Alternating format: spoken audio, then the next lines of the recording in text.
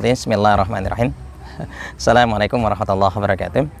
Sahabat dakwah Gorontalo rahimakumullah, kaum muslimin wal muslimat yang insya Allah semuanya kami dapati dalam keadaan sehat, bahagia, dan insya Allah tetap istiqomah dalam amal soleh. Syukur kita untuk Allah. Salawat dan salam tak lupa kita kirimkan kepada Nabi yang mulia, Nabi Muhammad sallallahu alaihi wasallam. Sahabat dakwah rahimakumullah, Imam Bukhari radhiyallahu anhu itu pernah meriwayatkan sebuah hadis. Dalam hadisnya Rasulullah SAW itu bersabda, ya'ti 'alan nasi zamanun, nanti akan datang kepada kalian wahai manusia suatu masa la yubalil mar'u, yang dimana manusia pada saat itu la yubalil mar'u ma akhadha minhu amana al halalu au min haramin, di mana manusia pada saat itu tidak lagi peduli dari mana dia mendapatkan harta. Amana minal halali au min haram, apakah harta tersebut dari harta yang halal atau dari harta yang haram. Jadi Nabi memberikan sebuah gambaran, bersiaplah kalian, hati-hatilah kalian, karena nanti akan datang suatu masa di mana pada saat itu banyak di antara manusia itu tidak lagi peduli dari mana dia mendapatkan harta, dari mana dia mendapatkan kekayaan. Artinya orang tidak lagi begitu mempedulikan cara untuk mendapatkan harta. Entah harta tersebut didapatkan lewat jalan yang halal ataupun yang haram, ya pokoknya tidak jadi masalah. Mungkin kalau istilah Gorontalo dia halal haram hantam. Pokoknya bagi. Naudzubillah summa naudzubillah. Dan mohon maaf sahabat rahimakumullah, bisa saja apa yang disampaikan oleh Nabi masa tersebut adalah masa keadaan kita hari ini, di mana pada saat ini praktek untuk mendapatkan harta dengan jalan-jalan yang diharamkan oleh Allah itu begitu sering terjadi. Mungkin dalam dunia birokrasi dan dalam dunia kekuasaan kita sering dipertontonkan dengan perkara riswah, perkara suap, kemudian hadiah untuk para pejabat yang terlarang, kemudian ada umalah, komisi, dan lain sebagainya. Bahkan ada praktek ikhtilasat, yaitu praktek korupsi. Nah, itu kan adalah bentuk-bentuk cara mendatangkan harta yang haram.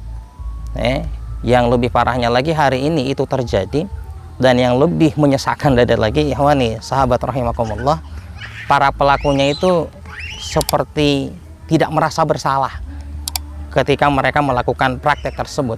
Bahkan ada sebagian yang bangga dengan kekayaan yang mereka dapatkan, padahal mereka mendapatkannya lewat jalan yang diharamkan oleh Allah Subhanahu wa Ta'ala.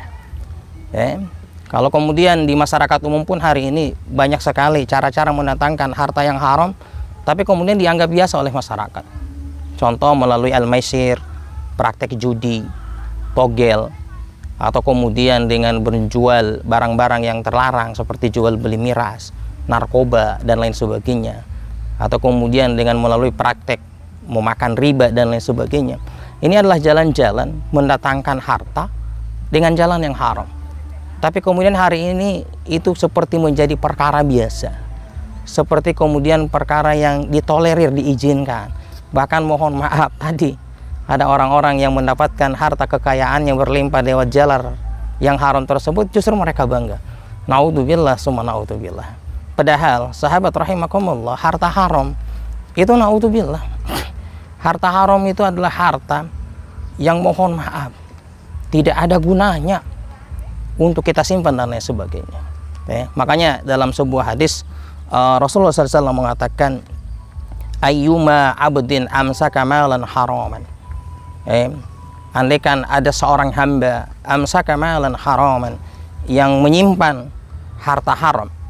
Jadi menyimpan harta haram, entah nilainya sedikit ataupun banyak ataupun terus bertambah, hati-hati, ini sebut dengan harta haram.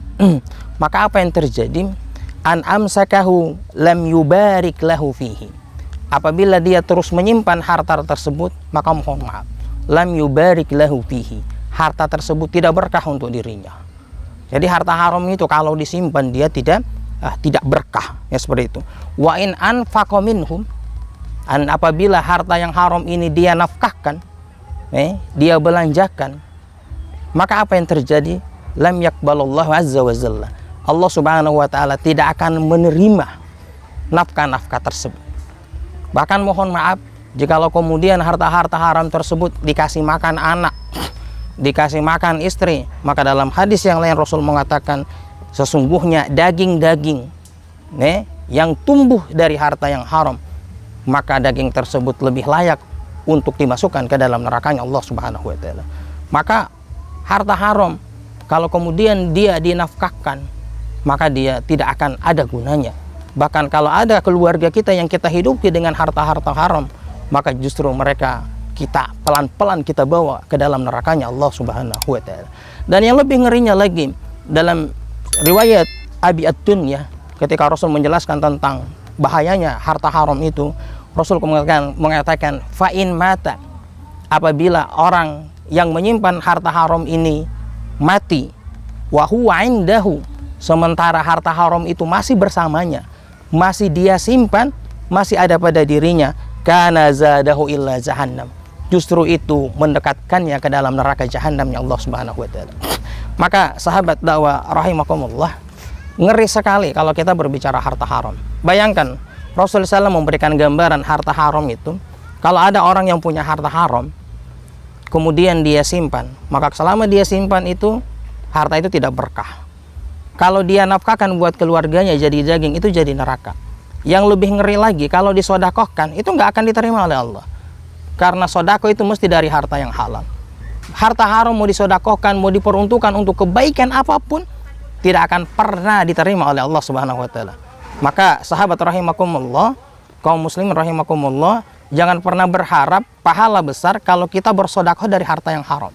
Tidak akan diterima oleh Allah. Bahkan yang lebih ngeri, apabila harta haram tersebut ditinggalkan jadi warisan, maka yang meninggalkannya akan dimasukkan oleh Allah Subhanahu wa taala ke dalam neraka jahanam. Maka jika demikian, apa gunanya kita berlomba-lomba menumpuk harta tapi melalui jalur yang diharamkan oleh Allah? Apa gunanya kita mencari harta-harta yang banyak melimpah tersebut tapi ternyata melanggar syariat-syariatnya Allah Subhanahu wa taala, yang pada intinya kemudian apa? Menjauhkan kita dari keberkahan. Inilah hakikat ketika Rasulullah SAW mengatakan fa'azmilu fit talbi. Ketika kalian berbicara harta, ketika kalian berbicara rezeki, saat akan kalian hadirkan ke rumah-rumah kalian, saat kalian mencarinya, fa'azmilu fit talbi, carilah dengan jalan yang baik. Atau di hadis yang lain Rasul mengatakan wala yuhawilannakum al-istifta'a rizqa an tatlubuhu bil ma'sillah. Janganlah karena kita sudah sangat butuh, maparalu da'ah, sudah sangat perlu sekali, kemudian kita mencari mendatangkan rezeki, mendatangkan harta-harta tersebut melalui jalan yang bermaksiat kepada Allah Subhanahu wa taala. Makinlah perkara yang dilarang oleh Allah Subhanahu wa taala. Terakhir sahabat dakwah rahimakumullah, kalau kita kembali kepada konsep rezeki, sebenarnya rugi besar dunia dan akhirat orang-orang yang menumpuk, mencari, mengumpulkan harta lewat jalan yang haram. Kenapa? Karena dengan mendatangkan harta lewat jalan yang haram, pada hakikatnya mereka telah mengurangi rezekinya. Karena konsep rezeki itu tidak bertambah, tidak juga Allah kurangi. Apa yang sudah Allah kadarkan akan Allah serah terimakan kepada kita. Lan tamuta ahadukum hatta tastamila rizqaha. Allah tidak akan mematikan kita sampai kemudian apa yang Allah tetapkan buat kita akan Allah serah terimakan untuk kita. Artinya kadar rezeki kita sudah Allah atur. Mau kita tambah dengan korupsi sekian kali, mau kita tambah dengan suap berulang-ulang kali, mau kita tambah dengan judi, dengan riba dan lain sebagainya, pada hakikatnya rezeki itu tidak akan pernah bertambah. Justru apa? Justru dengan jalan tersebut kita telah mengurangi jatah rezeki kita. Kenapa? Karena rezeki yang kita ambil dengan jalan yang haram tersebut sebenarnya bisa datang kepada kita andaikan kita bisa bersabar, andaikan kita bisa benar istiqomah dalam kebaikan dan mencarinya. Yakinlah semua rezeki itu akan datang kepada kita dengan rezeki yang halal. Tapi karena banyak di antara umat manusia yang tidak sabar, atau kemudian mereka terlibat dalam praktik gila harta, karena penyakit gila harta, akhirnya apa? Mereka mendatangkan harta dengan jalan yang haram. Sahabat dakwah rahimakumullah, semoga apa yang disampaikan oleh Nabi bahwa akan datang masa di mana manusia tidak peduli lagi dengan bagaimana cara mendatangkan harta, bisa kita renungi dan kita tetap istiqomah untuk mendatangkan harta lewat jalan yang benar-benar diridhoi Allah Subhanahu wa taala, dan menghindari sekuat-kuatnya untuk tidak sama sekali mendatangkan harta-harta lewat jalan yang dimurkai oleh Allah Subhanahu wa taala. Karena harta haram sekali lagi, kalau dia disimpan tidak berkah. Kalau dia dimakan akan menjadi daging masuk ke dalam neraka. Kalau disodakohkan tidak diterima oleh Allah Subhanahu wa taala sedekah dari harta yang haram. Lebih ngeri lagi, kalau orang meninggal masih menyimpan harta haram, maka dia akan dimasukkan ke dalam neraka. Kesimpulannya, tidak ada kebaikan sama sekali kalau kita mengoleksi harta-harta haram, sahabat rahimakumullah. Semoga Allah Subhanahu wa taala mencukupkan kita dengan rezeki yang halal dan menjauhkan kita dari rezeki-rezeki yang haram. Allahumma kfina bihalali wa haramik wa aghnina bi fadlika amman siwaka. Ya Allah, cukupkan kami dengan rezeki yang halal darimu sehingga kami tidak lagi menambahnya dengan rezeki yang haram. Kayakan kami dengan segala keutamaan yang ada padamu ya Allah, sehingga kami tidak lagi meminta dan bermohon kepada orang lain kecuali kami bermunajat dan bermohon kepadamu ya Allah. Hadanallahu wa yakum azmain, fastabiqul khairat. Billahi hidayah taufik. Assalamualaikum warahmatullahi wabarakatuh.